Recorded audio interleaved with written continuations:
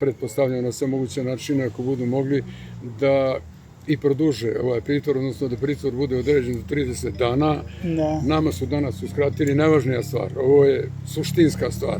Uskratili su nam dokaze, insistirali smo na tome, na osnovu kojih su formirali ovu sumnju da su Nikola i Hamza pripremili napad na ustavno uređenje. Tražili smo dokaze za to, jer imamo pravo na to da bismo iznijeli odbranu.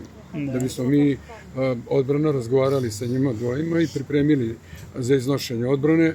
Trebali smo da znamo na osnovu čega formiraju to sumnju. Nisu nam dali ni po koju cenu, imamo zapisnik, u zapisniku smo to sve uneli i za te njihove odluke stajao i dežurni tužilac koji je rekao da ne daju te dokaze, da ćemo mi te dokaze vidjeti kad budu tužioci saslušavali njih dvojicu u tužilaštvu. Vi ćeš biti prisutan, hoćeš biti prisutan kad i budu... Da nam daju, nisu nam dali, a reagovat ćemo tako.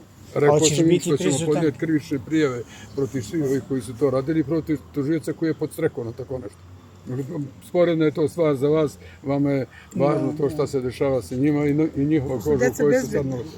Ne, to se tiče toga, nema nasilja, nema nikakvih pretnji, neće biti nikakvih iznuđivanja.